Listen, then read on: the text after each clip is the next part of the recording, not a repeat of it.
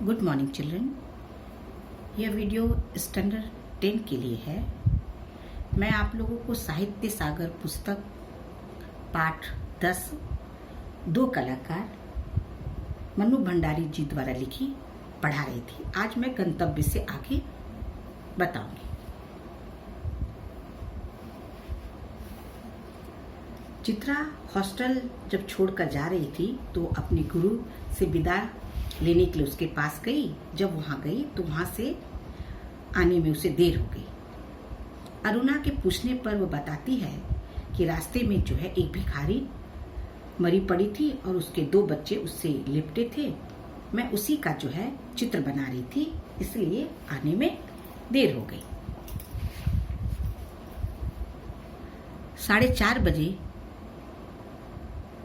Chitra hostel के फाटक पर आ गई, पर अब तक अरुणा का कहीं पता नहीं था। जब अरुणा सुनी कि जो भिखारन के बच्चे जो है वो अकेले सड़क पर है, तो शायद जो है वह उसे देखने के लिए चली गई थी। बिना बताए इधर चित्रा जो है अरुणा का इंतजार कर रही थी। बहुत सारी लड़कियां उसे छोड़ने स्टेशन तक भी गई, पर चित्रा की आंखें बराबर अरुणा को ढूंढ रही थी। 5 भी बज गए, रेल चल पड़ी, पर अरुणा ना आई। विदेश जाकर चित्रा तन मन से अपने काम में वो जुट गई। वह मन लगाकर वह अपना काम करने लगी। उसकी लगन ने उसकी कला को निखार दिया। विदेश में उसके चित्रों की धूम मच गई, काफी प्रसिद्धि प्राप्त हुई। भिखारी और 2 अनाथ बच्चों के उस चित्र की प्रशंसा इतनी हुई कि अखबारों में कॉलम के कॉलम भर गए। शोहरत के ऊंचे कगार पर बैठे चित्रा जैसे अपना पिछला सब कुछ भूल गई थी। पहले वर्ष तो वह उससे अरुणा से पत्र व्यवहार बड़े नियमित रूप से चला, फिर कम होते होते एकदम बंद हो गया। पिछले 1 साल में तो उसे यह भी मालूम नहीं कि वह कहाँ है। अनेक प्रतियोगिताओं में उसका अनाथ शीर्षक वाला चित्र प्रथम पुरस्कार पा चुका था। जाने क्या था उस चित्र में, जो देखता चकित रह जाता था। 3 साल बाद जब वह भारत लौटी तो बड़ा स्वागत हुआ उसका। अखबारों में उसकी कला पर, उसके जीवन पर अनेक लेख छपे। पिता भी बहुत खुश थे अपने इकलौती बेटी की सफलता को देखकर। दिल्ली में उसके चित्रों की प्रदर्शनी यानी नुमाइश का विराट आयोजन किया गया। उद्घाटन करने के लिए चित्रा को ही बुलाया गया। Page number 68। उस भीड़ भाड़ में अचानक उसकी भेंट जो है अरुणा से हो गई, और वह उसे रूनी कहकर पुकारती थी। पर रूनी कहकर चित्रा जो है भीड़ की उपस्थिति को भूलकर वह अपने मित्र से, अपनी परम सहेली के गले मिल जाती है। मुझे तुझे कब से चित्र देखने का शौक हो गया है रूनी? चित्रों को नहीं, चित्रा को देखने आई हूं। तू तो एकदम भूल गई है। अरे ये बच्चे किसके हैं? 2 प्यारे से बच्चे अरुणा से सटे खड़े थे। लड़के का उम्र 10 साल था। 10 साल होगा तो लड़की की कोई 8। अरुणा कहती है, मेरे बच्चे हैं और किसके होंगे? ये तुम्हारी मौसी है, नमस्ते करो। अपनी मौसी को अरुणा बच्चों को आदेश देती है। बच्चों ने बड़े प्यार से नमस्ते किया, पर चित्रा जो है अवाक होकर कभी वह बच्चों को तो कभी अरुणा का मुख देख रही थी। तभी अरुणा ने टोका, कैसी मौसी है, प्यार तो कर। और चित्रा ने दोनों बच्चे के सिर पर हाथ फेर दिया, क्योंकि उसे विश्वास नहीं हो रहा था कि अरुणा के बच्चे इतने बड़े कैसे हो गए। अरुणा ने कहा, तुम्हारी ये मौसी बहुत अच्छी तस्वीरें बनाती है। ये सारी तस्वीरें जो हैं इन्हीं की बनाई हुई है। आप हमें सब तस्वीरें दिखाइए मौसी, बच्चों ने फरमाइश की। चित्रा उन्हें तस्वीरें दिखाने लगी। घूमते घूमते वे उसी भिखारिन वाली तस्वीर के सामने आकर आ पहुंचे। चित्रा ने कहा, यही वह तस्वीर है रुनी, जिसने मुझे इतनी प्रसिद्धि दी है, इतना शोहरत दिया है। ये बच्चे रो क्यों रहे मौसी?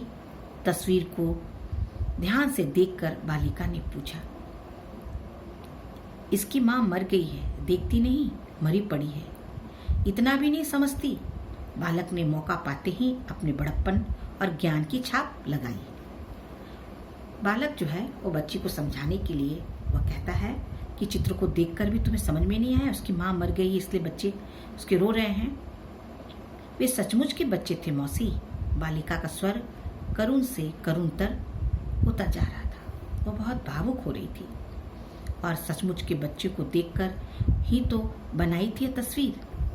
चित्रा उस बालिका को कहती है, मौसी हमें ऐसी तस्वीर नहीं, अच्छी अच्छी तस्वीरें दिखाओ, राजा रानी की, परियों की।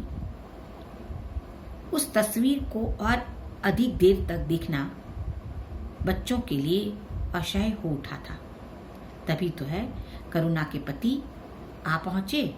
वे साधारण बातचीत के पश्चात अरुणा ने दोनों बच्चों को उसके हवाले करते हुए कहा कि आप जरा बच्चों को प्रदर्शनी यानी नुमाइश दिखाइए, मैं चित्रा को लेकर घर चलती हूँ। बच्चे इच्छा ना होते हुए भी पिता के साथ विदा हुए। चित्रा को दोनों बच्चे बड़े प्यारे लगे। वह उसे देखती रही। जैसे ही वे आंखों से ओझल हुए, गायब हो गए, तो उसने पूछा, सच सच बता रुनी, ये प्यारे प्यारे बच्चे किसके हैं? क्योंकि उसे विश्वास नहीं हो रहा था कि ये बच्चे जो है अरुणा के होंगे। तो अरुणा हंसते हुए कहती है, कहा तो मेरे हैं। अरे बता ना, मुझे ही तुम बेवकूफ बनाने वाली हो, बनाने चली हो, मैं मूर्ख हूं? एक क्षण रुककर अरुणा ने कहा, बता दूं? और फिर उस भिखारिन वाली चित्र के दोनों बच्चों पर उंगली रखकर बोली, ये वही बच्चे हैं क्या? चित्रा की आंखें जो है विस्मय यानी हैरानी से फैल गई। क्या सोच रही हो चित्रा?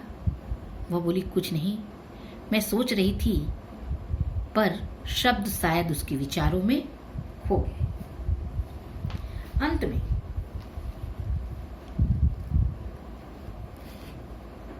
क्योंकि जीवन की वास्तविकता और व्यवहारिकता से दूर है, लेकिन चित्रकला और कल्पना की दुनिया में रहती है। चित्रा लोगों की समस्याओं और सुख दुख से उसे कुछ लेना देना नहीं है। वे संवेदनहीन है। अरुणा की समाज सेवा संबंधी गतिविधियों का वह मजाक उड़ाती थी, लेकिन जब उसकी यह बात सुनकर वह हैरान होकर उसके लिए बोलने का एक शब्द भी नहीं थे। अब मैं आप लोगों को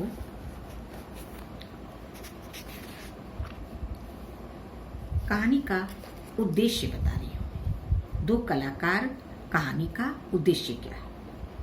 इस कहानी में दो सखियों के चरित्र के द्वारा सामाजिक दृष्टिकोण का विरोधाभास दिखाया गया है। एक धनी पिता की बेटी चित्रा को जीवन की वास्तविकता व जटिलता से कोई लेना देना नहीं है। बच्चों का अनाथ होना उसके चित्र का केवल एक विषय ही है।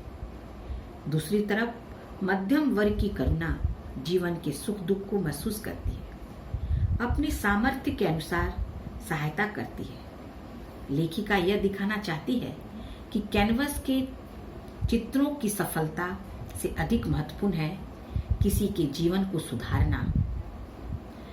उस काम में शोहरत नहीं है, पर आत्मिक सुख है। यहाँ पर अरुणा चित्रा से महान कलाकार है, क्योंकि उसमें उच्च मानवीय गुण विद्वान है। अब मैं आप लोगों को दो कलाकार शीर्षक की सार्थकता बता रही हूँ। ये कहानी जो है दो कलाकारों पर आधारित है। एक जीवन का कलाकार है और दूसरा कैनवस का कलाकार है, यानी रंग भरना। लेखिका ने दोनों की तुलनात्मक अभिव्यक्ति द्वारा यह स्पष्ट किया है कि कौन सा कलाकार महान है। चित्रा भिखारिन व उसके अनाथ बच्चों के जिस चित्र के द्वारा विश्व प्रसिद्ध हो जाती है, उसी भिखारिन के दोनों अनाथ बच्चों का जीवन अरुणा संवारती है। दोनों ही अपने अपने क्षेत्र में महान कलाकार हैं, परंतु वास्तव में महान कौन है यह कहानी के अंत में स्पष्ट हो जाता है। इसलिए दो कलाकार एक प्रभावशाली शीर्षक है और एकदम सटीक है। अब मैं आप लोगों को दो कलाकार कहानी के कठिन शब्दों के अर्थ बताने जा रही हूँ।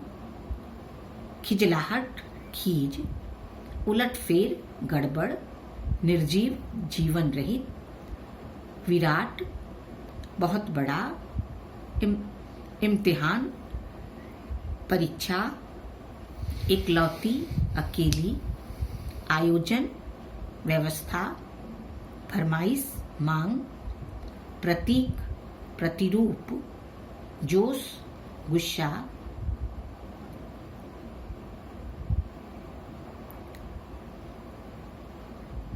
खस्ता खराब, बुरी हालत में, निरक्षरता, अनपढ़ता, सामर्थ्य हैसियत, प्रतीक्षा इंतजार, तुलिका कुचिका। विशेष टिप्पणियां ध्यान दीजिए। 84 लाख योनियां, सभी प्रकार के जीव, डिंडोरा पीटना, प्रचार करना, झकझोरना, जोर से हिलाना, घन चक्कर, चक्कर में डालने वाला, करुणातर, अधिक दुख और करुणा से भरा, चुटकी लेना, हंसी उड़ाना, व्यंग करना, जमीन आसमान का अंतर, बहुत अंतर होना, आंखों से ओझल होना, सामने न आना, गायब हो जाना, गलतफहमी, बात का सही अर्थ न समझना, बस समझने में धोखा खा जाना, मूसलाधार, लगातार बहुत तेज वर्षा। धन्यवाद चिल्ड्रन।